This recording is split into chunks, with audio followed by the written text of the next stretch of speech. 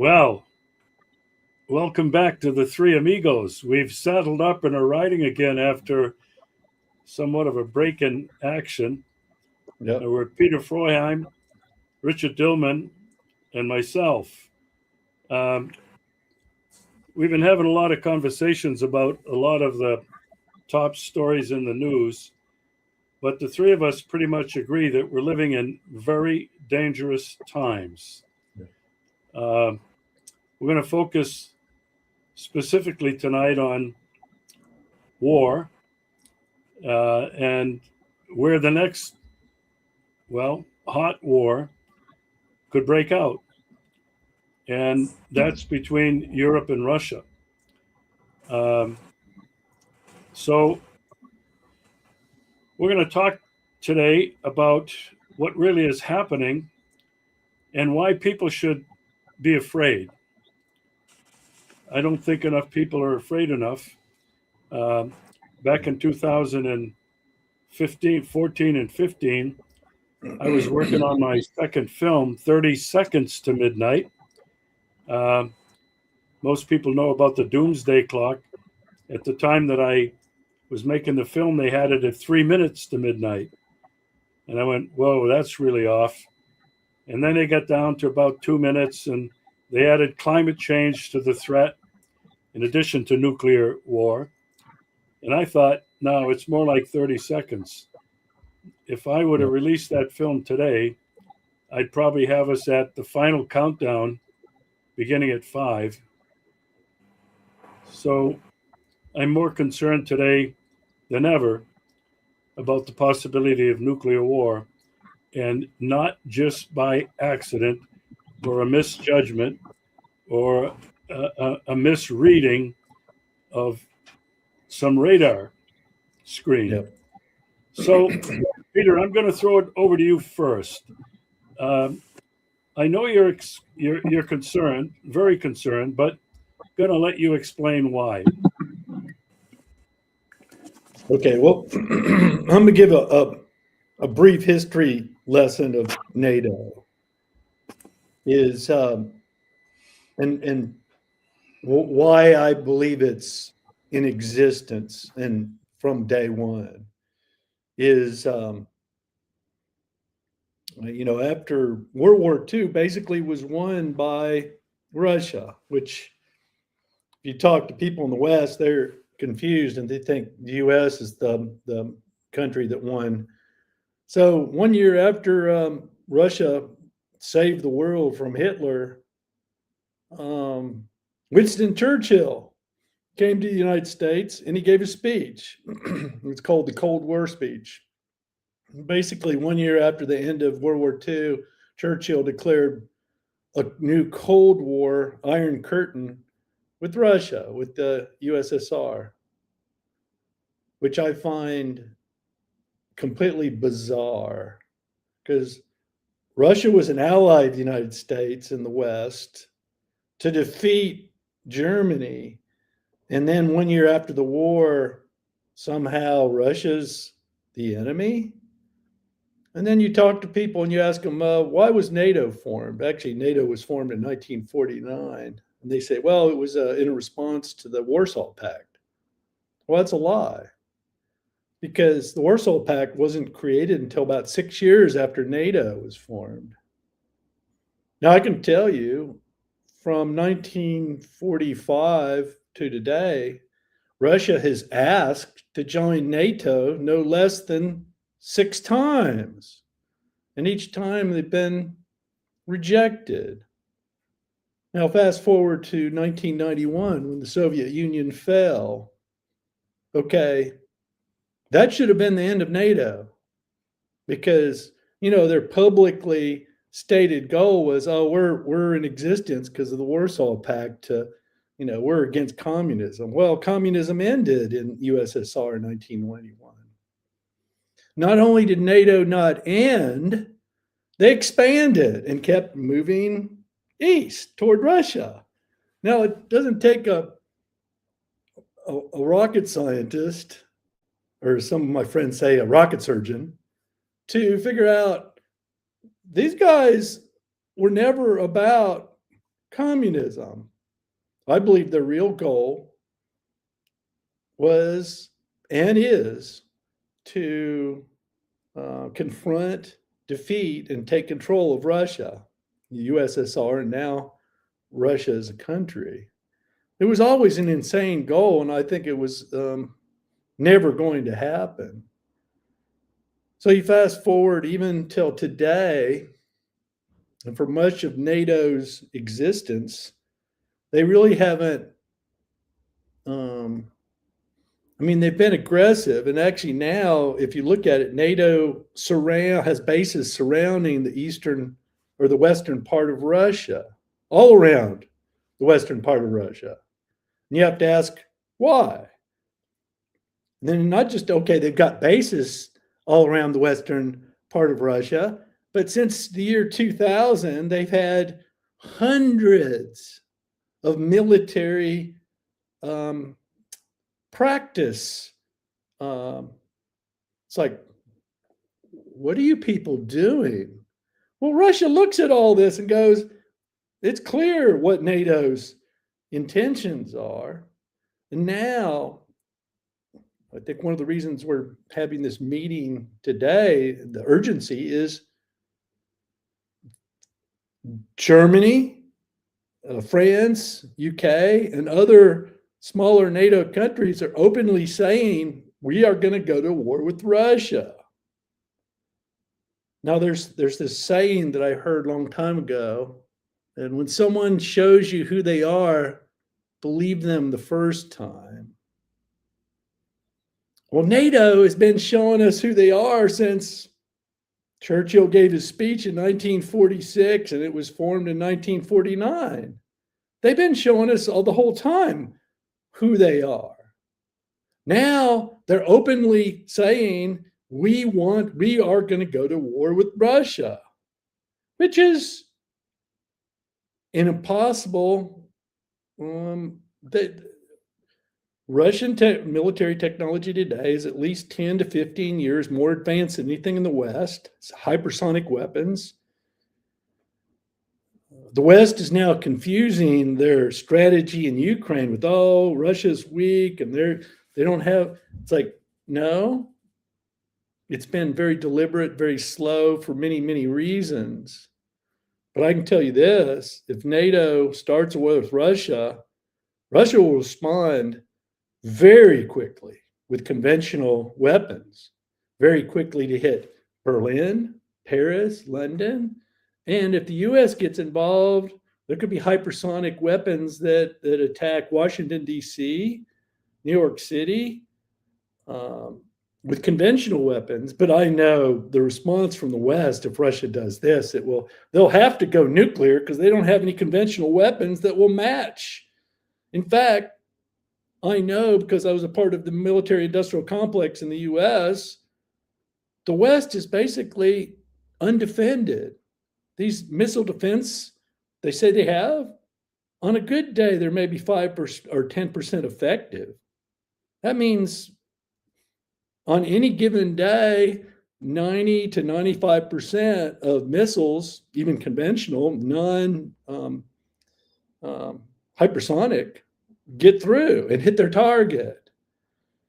I'm taking what Germany and UK, in fact, it blew my mind. Prince Charles just came to the U.S. And he gave a speech with the joint session of Congress, and he gave a speech. And part of this speech, he said to the U.S., "Hey, you need to help us defend Ukraine." So here's UK, the king, saying to the U.S., hey, we need your help. You need to get directly involved in this, which means the U.S. would be in a direct war with them. Now, anyone who's paid attention to what's happened since 2022 knows that this has been a proxy war from NATO and the West. It's just, and Russia knows this. And I want to tell you, thank God for President Putin, because he's the only reason things have not gone nuclear. The only reason. But Russia's been under constant attack, and then we just the biggest nuclear plant in Europe that's under Russia's control just got attacked, that's insane too, by Ukraine. So one of the messages I'd like to say to the people out there is, if you live in a NATO country, US, UK, Germany, call your representatives and raise holy hell and tell them to stop this rhetoric, stop this push for war. Because I'll tell you this, if a war starts with Russia, it might start conventionally, but the first nuclear, Russia won't fire the first nuke, but if the first nuke that comes from the West, there will be no more West. Europe will be gone. UK will be gone. Every major city in the US will be gone. Now, if people don't take this seriously, then God help you. But I'm taking it seriously because I think these people are insane. And if we don't try to stop it now, I don't know if we can. I don't know, even if you called your government representative, would they listen to you? But I'm saying you've got to try. Yeah, Peter, thanks for that history. It's historical context is extremely important. Anytime we're talking about anything, especially the current crisis, because it didn't just happen. It is not accidental. This stuff just didn't start rolling out accidentally, coincidentally. It's been going on for a long time. Richard, what's your take? Are you at all concerned about the possibility of war between the EU, the UK, and Russia? Oh, more so with recent events, more so. There's no peace talks at all being discussed. There are only the Germany and I believe France are talking about drafting, the draft for their young for soldiers. Everything points to a war with Russia. That's the way it looks, and the provocations and stuff has just been doing nothing but more and more and deeper in kilometers or miles into Russia, deep inside. Estonia, they're allowing drones to be flown over their territory and being shot into vital oil and gas refineries and stuff along the St. Petersburg area and the Baltic Sea area, big time. April 25th, in Chelyabinsk, an Air Force base was hit. They took out a couple of 3 or 4 of the 5th generation Su-57s and Su-34 bombers, and that's 1,000 miles away at least. There was a hit last week at Ekaterinburg, a facility there. So they're striking deep into Russia, weakening Russia, been weakening. And it's starting to take an effect on the oil and gas situation for the country, big time.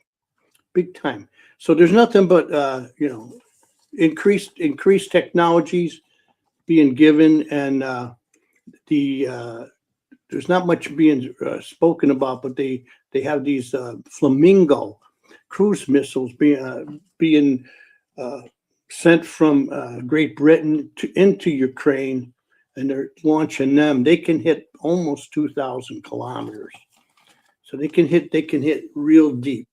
And this is just a widening thing. So let's face it, America's been involved. The U.S. has been involved even before the coup of 2014. and then they really started ramping everything up. And of course, they put that $5 billion in there for the coup in 2014. Well, $4 billion, and of course, Chevron, Rockefeller crime family, they put $1 billion in, and that just kicked things off in a big way in 2014.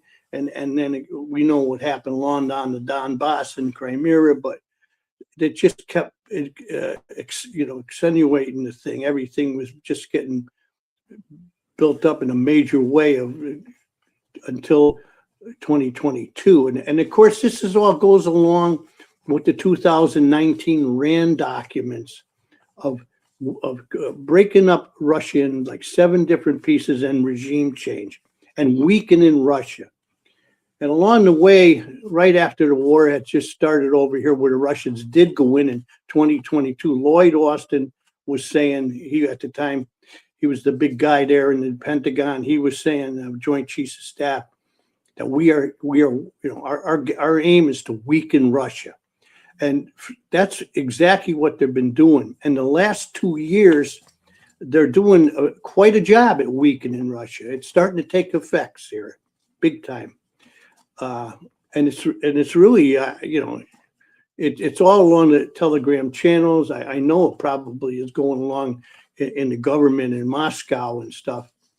And the people are saying, once this thing happened in Iran a few weeks back, well, since February 28th or whenever, and the effects of what Iran did took out like 12 American bases, just wiped them out.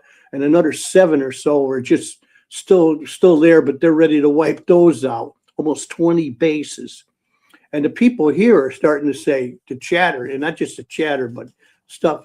I've seen some videos, and people are saying, hey, look at what they did. And we have over here, not we, but the Russian people are saying, we have at least what, Iran has, and much, much more. What the F is going on? So there's getting pressure. I know pressure is probably really going on in the Kremlin to do something, And the situation is just where, Trump talks about, we want to have a peacetime, we want to stop to the killing and all that. And the real truth to it is, just look at what they do. There's no way they want to stop this. No way at all. Yeah. All they're doing is they're using Ukraine as a proxy to fight Russia, the United States to fight Russia. And then what's happening now, when Ukraine is starting to wane the situation, then what are they doing? Oh, now it's Europe is going to fight Russia. And they're trying to give you the idea that, America, they're going to either get out of NATO or they're going to go ahead and, we'll let Europe do it. I don't believe that one bit. What I believe is what they're going to do is just tell the European, don't worry, we got your back.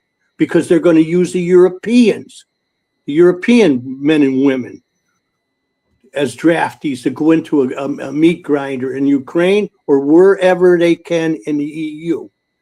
And that's what I saw a video with Glenn Deason, and he's a really smart guy, and he had another guy on there. I can't remember the guy's name, but it was pretty good. And they got a word for it. It's called incrementalism. So yeah. Incrementally, they're just a little more technology. Let's get our guys in there, weakening more. Start putting in the big stuff in. Start blasting the hell out of Russia. They ain't going to do anything about it. That's the attitude. Okay, now that's the attitude. The red lines are spit on. That's what it is. So sooner or later, it's just going to. What's Russia going to do? What do they got? What do they got? Like Peter says, what did they do? Like 4 months ago, they put 10 mobile. That's what we know of. They started off with. I know they put 10 mobile Oreshniks in Belarus. Okay, and what is that? It's 6 of 6. They shoot, if one truck shoots one salvo, 36 come out. Okay. So just to give you an idea, these are Mach 15 or something, can't be shot down. And when they hit, these things are like tactical nukes. They're the type of damage they do. They're like a low yield tactical nuclear. So just take the 10 of them sitting in, which is probably more there, but I'll just go use an example. They could shoot out each one of the 10 shoots one volley. You've got 360. There goes Ramstein, like that. There goes Ramstein Air Base, gone. Okay, so just to give these people an idea what they're capable of. They have other stuff that's even beyond Reshnik. I forget the names of them, but they're in and they're up and running. So Russia could do it. It's just a situation where, they're just apprehensive.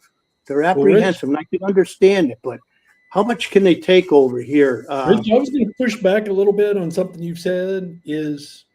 I'm hearing that those attacks on the oil infrastructure in Russia are being repaired fairly quickly.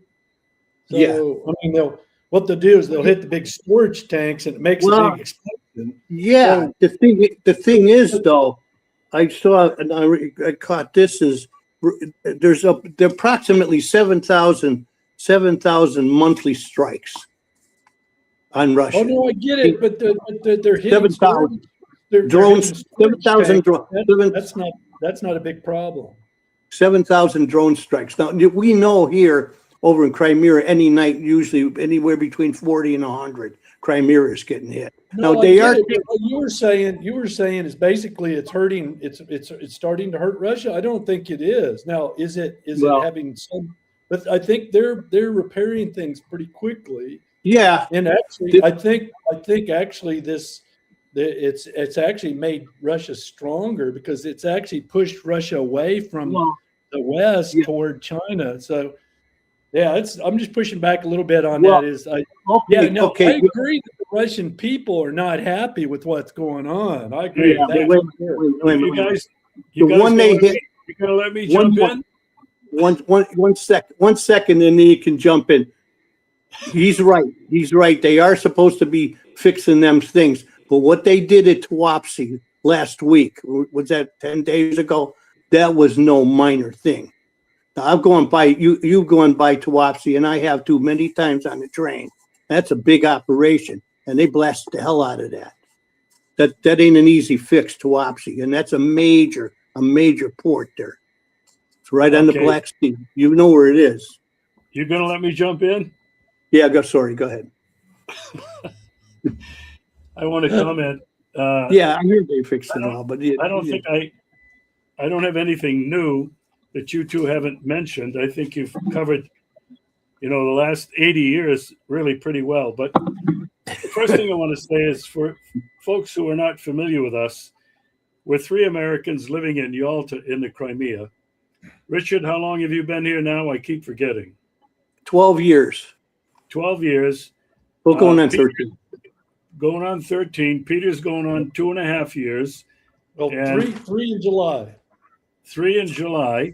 Yeah. And I have been here permanently since 2006, but I've been coming here on several occasions since 2016.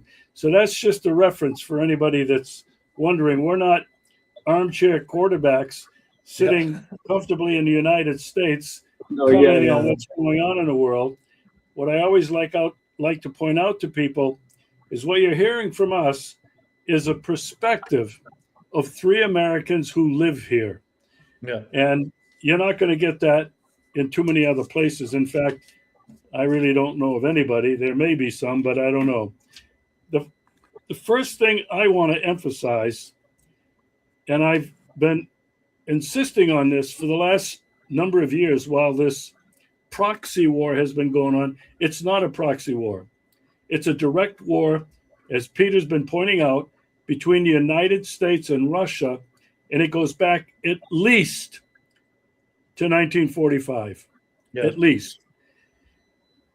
The other thing I want to add is that the involvement of England, the supposed United Kingdom, Yeah. They've had it in for Russia at least since the American Revolution, when Yep. Catherine the Great sent assistance to the revolutionaries opposing the British, who were opposing the colonies.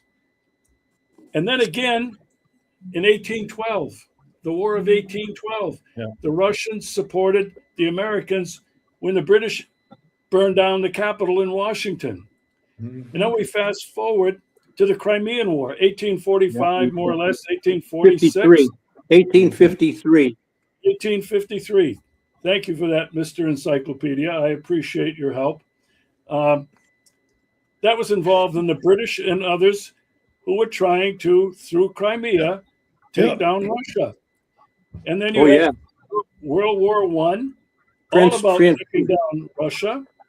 The United States assisted, along with others, in the revolution, the Russian Revolution, in 1917. And then we have World War II, when supposedly, Russia and the United States were allies. But there were people in the United States who were saying, if Germany's winning, we're going to help Russia. If Russia's winning, we're going to help Germany. And so there was this conflict. And everybody knows that Ford Motor Company, the Rockefellers, oil, and others, the big banks in New York, were helping Germany. And why? Obviously, to take down Russia. So this is not a proxy. This is a continuation of a direct war of England. And I think England has been using the United States military as a battering ram for these last 80 years, when the United Kingdom military was nothing anymore. Now, that said, I got that off my chest. A couple of comments on things that you both said. Peter, you did a great job of outlining the history. So I don't want to go back over any of that. Yep. I do want to emphasize a point that you made, is that the promises made to Gorbachev at the end of the Soviet Union, the fall of the Warsaw Pact, that NATO would not move 1 inch closer to Russia. Right. Yep. And that was violated almost immediately by Bill Clinton, almost immediately. And they've absorbed some 7, I think, former Soviet republics into NATO. If this wasn't enough of a threat to Russia, wait, there's more. Peter, as you mentioned, every year for the last 10 or so years, maybe it's more, NATO with the United States have been conducting massive exercises all along Russia's western border, including now in the Arctic, in Finland, and in the Arctic. And what's the purpose of those?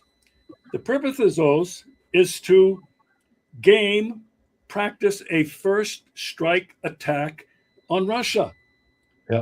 As Peter said, put yourself in Russia's shoes. Looking at this from inside of Russia, everything we've been talking about, can you imagine if Russia had one base in the Caribbean or in Mexico or in Latin America? Boom, you would have had nuclear war just like that. Right. And yet, when the United States, and let's face it, the United States controls NATO with I don't know how many bases they have all across Europe, Western and Eastern Europe now, Poland. Russia is accused of being aggressive when they fortify their own borders, when they conduct exercises inside their own country. Now, people have got to come to grips with that. There's no person who is capable of logic, critical thinking, who can accuse Russia of ever being aggressive when you come to the fact that the United States, since its inception in 1776, has been involved in over 500 military incursions all across the globe, including multiple times in China, No other country, much less Russia. Russia now, we're not talking the Soviet Union, we're talking Russia. People will say, oh, Chechnya. Russia went to Chechnya because it was being overtaken by terrorists, Islamist terrorists. They had to stop it there because the next step is right inside Russia.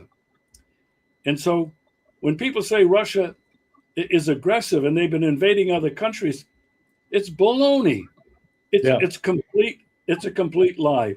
Yeah. Now, a couple of more things I want to talk about. Richard was mentioning all the drone attacks. He's right about right here in Crimea. Fortunately, here in Yalta, on the Black Sea, we have not been struck by drones. Several have come pretty close, within 10 or 15 kilometers of Yalta. But the base, the Russia's military naval base headquarters in Sevastopol, a huge harbor, has been attacked repeatedly. Yeah. And now Richard was saying they're even attacking deep now inside Russia. That oil refinery supposedly is 2,000 kilometers inside Russia. Mm-hmm. Now, we both know, because we've talked about this, the only way that could happen would be the help of UK, France, possibly Germany, providing drones, providing technical expertise, and guess who? Only with United States satellite capability are those drones capable of flying above tree level for 2,000 kilometers or less anywhere in Russia, avoiding being tracked and shot down until they come at least close to the target that they're aiming at. Yeah. Now, people have got to understand, if this is not a direct threat, if this is not an act of war attacking another sovereign country, attempting to destroy its infrastructure, then nothing is. And so as we're putting this puzzle together, we're listing a number of things that indicate how dangerous of a time we're living in. It's extremely dangerous. Peter, you mentioned Russian restraint has saved the world from nuclear annihilation. No matter what other people think about Russia and Putin and being weak because these red lines are being crossed, one at least has to admit that Russia's not weak. Peter, you pointed out, technologically, Russia is 10 or 15 years ahead of the United States in space, missile, military, radar technology that the United States cannot compare with. And so Russia is capable. Russia is not weak. It could end all of this in a heartbeat months ago, even years ago. We're fortunate for that. Yeah. I want to make one more point. Peter, you mentioned the 2019 RAND report. I don't think a lot of people... Rich did. Rich. Yeah. Yeah, Rich mentioned it. Yeah, did I say Peter? I meant Rich. Yes. Okay. The 2019 RAND report, the RAND Corporation is a think tank in Washington. It has pretty much the main think tank responsible for developing American foreign policy. Yeah. And that's been going on for a number of years. But in 2019, they issued a report. It was entitled Extending Russia. And as Richard pointed out, if we look back now, step by step, I'm not going to go through them all. Everything in the RAND report has been unfolding incrementally, piece by piece by piece. So I want to make my last point. This is not about Joseph Biden. This is not about Donald Trump. Yeah. These people are not major players. No. They're just Puppets. the operatives, the They're managers who are carrying out Yep. this plan. Yep. It doesn't matter who's in the White House. Now, the final thing I want to say, and we'll probably come back to this towards the end of this show, Peter is saying that people need to contact their representatives. I think that's useless. I think those representatives are all bought and paid for everywhere, all across Europe, all across the entire United States Congress, with the exception of 4 or 5, are all bought and paid for, owned. The Supreme Court is even being questioned now about its loyalty to the Constitution and the American people. So what has to happen is there has to be massive uprisings, not on one weekend like No Kings, where a few million people turned out in the United States. Yeah, that was a big deal. It's got to be a continuous mass, non-violent, non-cooperation, people in the streets, uprisings, demanding, and maybe even removing some of these people from office who are carrying out this insidious evil plan. Peter, it's your turn. I'm coming back to you. Well, I agree. That it occurred to me too that mass protest and nonviolent, protest really, and to reiterate how serious this is, it's. I believe if we cannot stop, if NATO can't back off and stop this nonsense, then this will end in nuclear war, and then we all lose. So I pray that, and there's been a lot of criticism about President Putin, and because there's some people say he hasn't made strong enough moves in Ukraine, and I would argue that he understands he's dealing with insane leaders.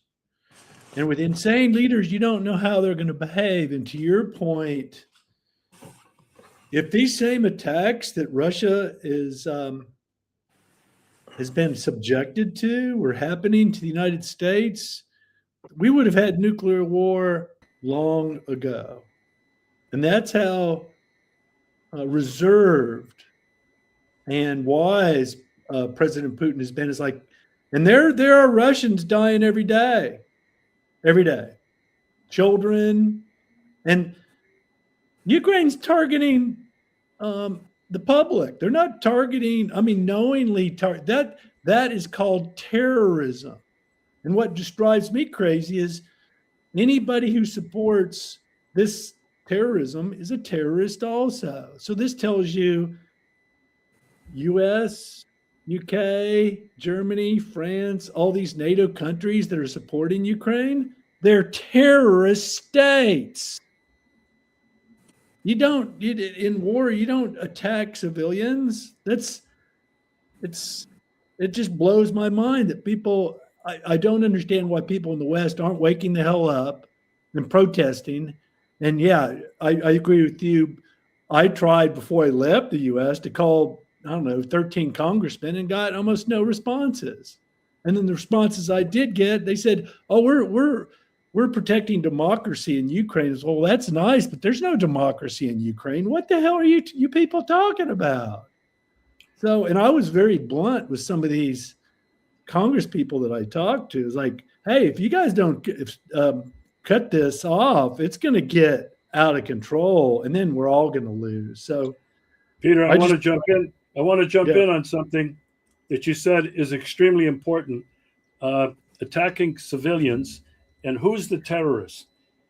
Who was it that bombed Dresden at the end of World War II? Wiped out an entire city. Okay? 500,000. Yeah.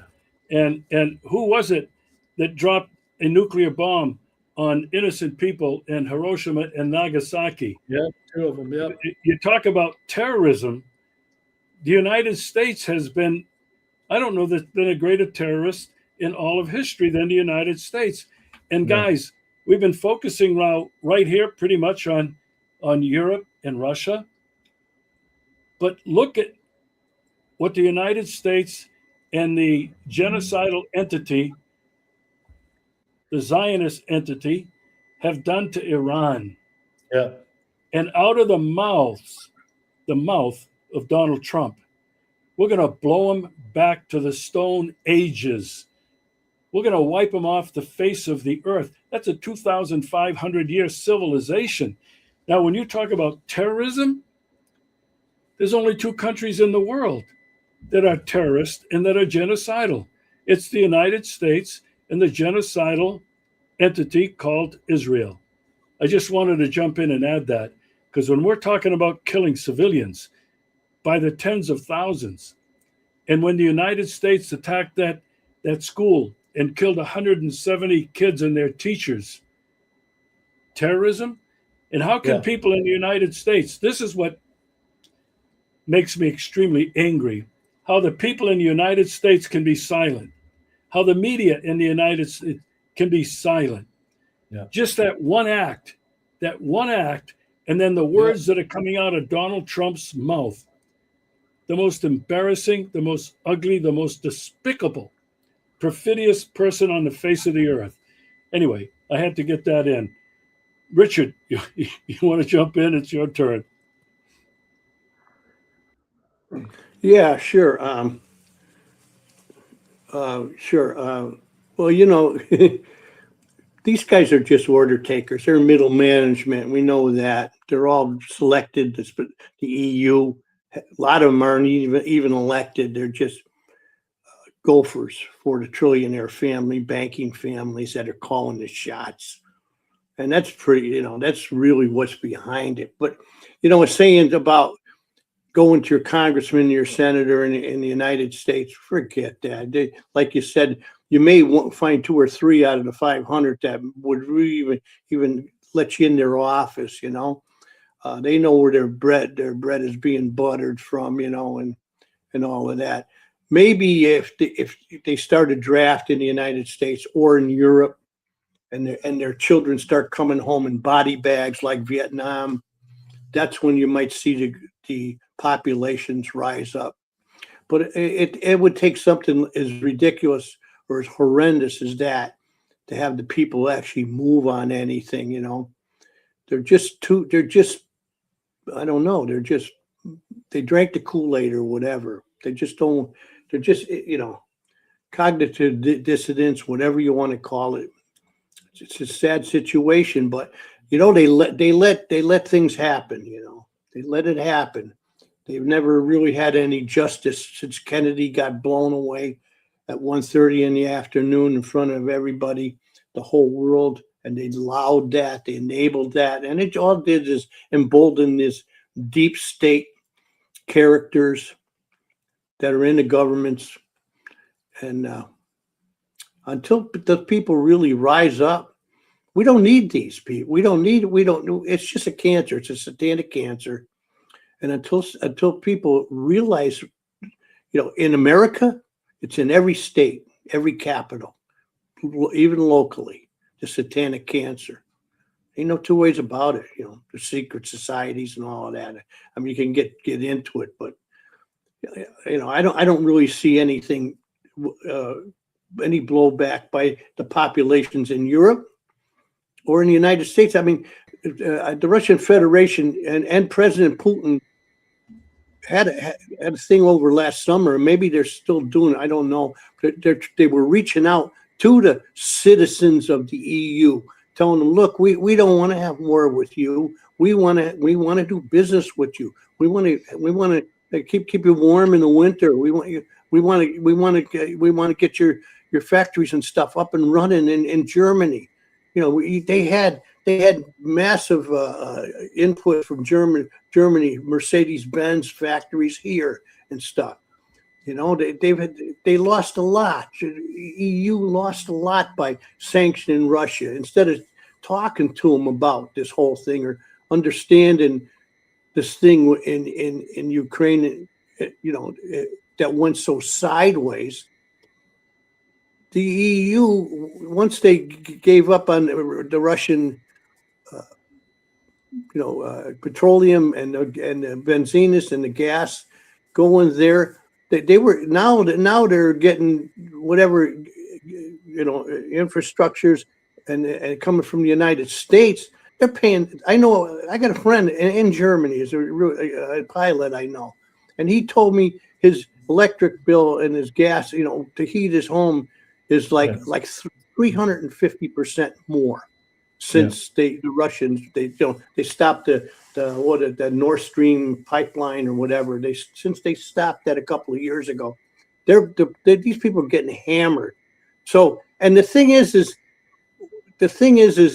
they're talking about the European Union fighting Russia and all that, but economically, right now they're in a deep recession, heading for a damn depression in most of Europe.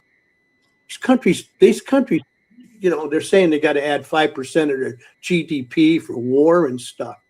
Rich, let me jump in if I can, because I want to finish. We have about 10 minutes left. I want to finish on the EU, UK declared war on Russia, given the sorry state of their economy and their social life.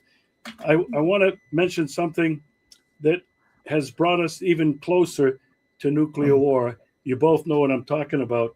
I'm talking about the illegal war of aggression of the United States and Israel against Iran, specifically what Iran has responded to. I don't want to get into how they've survived these overwhelming attacks and everything else. I don't want to get into how well they've done with destroying all those bases that the United States have in the Gulf monarchies. I want to talk about the impact of the closure of the Straits of Hormuz on the entire global economy. Important supply lines have been disrupted. Not only gas and oil, but fertilizer and other critical needs that countries need to survive. And I'm not just talking food, I'm talking what they need to run their industry. And guys, you got to think about it. What the United States and Israel have done, and Donald Trump, the lead character here, they've really declared war on the rest of the world. Yeah. This is an act of war against every country in the world, denying and depriving them of the resources they need to survive. Now, we're talking about China, a nuclear armed country. We're talking about India, desperate for oil. We're talking about Pakistan, nuclear armed. Those two aren't friendly. I'm surprised that there hasn't been at least a tactical nuclear strike by either side. And then you've got France, which is nuclear armed. You've got United States missiles in England. France has nuclear missiles. There's American nuclear missiles in Poland and Romania. I probably missed somebody that has a nuke, and maybe, Israel. We don't know how many hundreds of nukes they have. This is so explosive that, seriously, guys, I sleep pretty well at night, but I wake up in the middle of the night, and these thoughts keep me awake for a while, that we are so close because of this recent war in Iran and what could happen when some country says, I've had enough. You guys want to comment? Yeah, I'll just finish with my thought here. Is one of the reasons I suggested that we do this is it was kind of along the lines of, before I left the U.S., I was warning my friends and family, hey, things are going to get really bad here. And I tried for, I don't know, over 3 years to wake them up, and they just basically refused. And I said, okay, well, they're all adults. They're making decisions which I don't agree with because they're not listening to me at all. They're not understanding what's coming. Well, that's why I feel good that we're doing this show too. Is I would feel bad if we didn't do the show and we didn't warn people, because what we're doing is warning you. You know, take this seriously. Take steps to see if you can, you know, whatever step. Now, maybe this won't do any good, but then, okay, at least you're mentally prepared for what's coming and you can take steps to protect yourself wherever you are. I would suggest anybody move to Russia, because Russia, say we don't go nuclear and say it's just, I think the Great Depression #2 is baked in the cake. It's coming because of what Trump, it was already coming. Trump just accelerated by the stupidness with Iran. So best case scenario is going into a Great Depression, which I don't know how long that's going to last. But I do know Russia will be the best country to live in when or if that happens. But Hey, Peter, yeah. I'm going to edit this out. I don't want to have them move here. I want them to come here, spend their money, see this beautiful country, discover what Russians are really like, but then go back home and tell them about it. Yeah. To me, if we could do that, that could change the minds of a lot of people. I don't want them staying here, Peter. Look, the three of us enough here in Yalta, that's enough. Okay. Oh, Russia's a big country. Tell them to move to Siberia. Yeah, I don't think too many Americans are going to. No, it's too cold there. Richard lived up there in Siberia for a number of years. You came to Russia through East Russia and Siberia. Anyway, I just wanted to inject a little bit of humor in that because we've been so serious about this. Richard, a couple of brief comments. Brief now on your take on the impact of this war of aggression by the United States and Israel on Iran, and Iran's response to basically put a death grip on the entire global economy. What are your thoughts? Well, yeah, you know, you really opened up a can of worms with the Strait of Hormuz stuff, but you know, the whole situation, the way that's turning out to be, it just seems to be that they took out the Gulf countries' facilities pretty much, as far as, and they haven't totally done Saudi Arabia out yet, but all of a sudden now things are looking like for stuff for Japan, Philippines, South Korea. It seems like the United States are saying, hey, you know, we could supply you with the oil, and we have plenty of oil here in the United States. We got plenty of natural gas that we could supply you, just like my friend in Germany. They haven't said, but probably about 300 or 400% of what they were paying. Okay, but the real thing too is history may be repeating itself, because things like you and the United States stepping in all situations in the Middle East, blocking China from getting oil from Iran and other places. It's almost the same thing the United States did prior to World War II to Japan. They started, remember, they started blocking Japan's oil, and that's led to a Pearl Harbor. They, you know, what I'm saying is, here we go again. You know, it may be 4 or 5 years down the pike after China has had enough, and they're going to strike the United States just like Japan did to the United States in 1941, because they were taking, you know, they're taking the resources for war machine of Japan, and they were blocking this anywhere they could. So here we go again. Here we go again. Really, really tremendous point. The United States oil blockade on Japan, they didn't want to get into fight with the United States, but they had no choice, because they depended totally on oil from other parts of the world. And we were fighting them in China. We were, remember, with the, what they called them, the black sheep squadrons and U.S. military. They were fighting China. They were fighting Japan 10 years before the Second World War started. In the 30s, right? In China, in Taiwan, you know, all that stuff. So these things, Well, I want to bring it back now to what's going on with this declared intent to go to war by the UK and the EU against Russia. Now, I think, Peter, you're the one that mentioned, maybe it was Richard, the desperate situation the EU is in terms of energy, because the number one blew up the pipeline, and now they've got sanctions, and they're refusing to let Russian oil come back into Europe. You talk about a self-imposed oil blockade. Well, Regis, what's even bad is, Nord Stream, there were 4 pipes.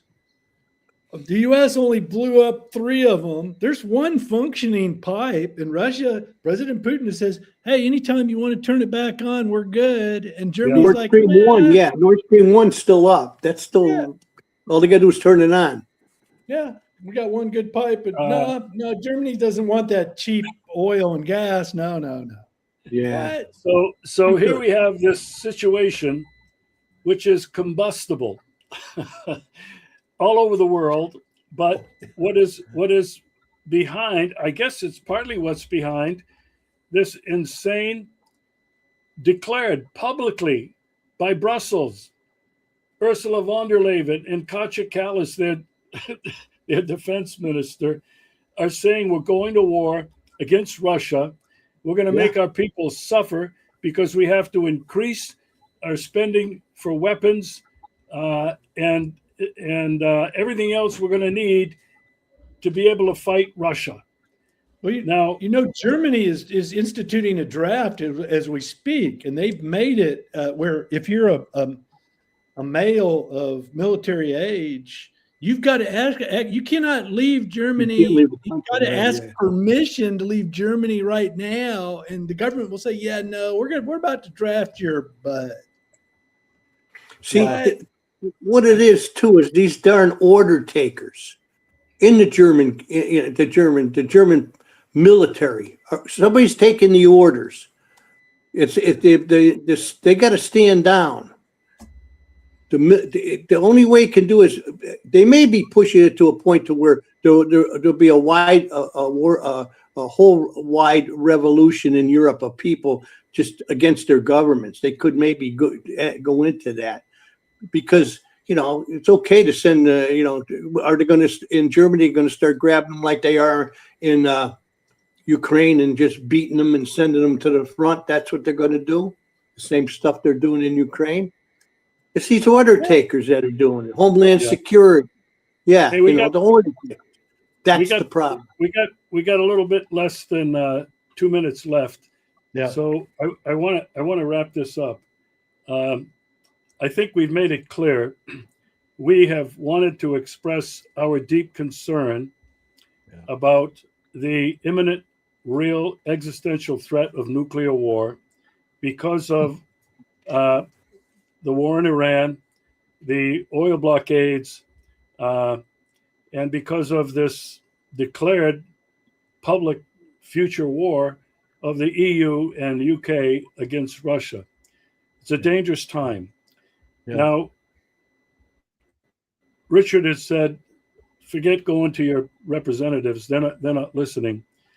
I think we would all agree that a worldwide massive uprising that is constant, that doesn't just come on a weekend. They have to shut it down by not cooperating, and it has to be nonviolent. By not paying the taxes. All of that, not paying your taxes, not supporting industry. This is the only thing I think that can stop this madness and can take the power away from. It's not the United States. It's not the EU.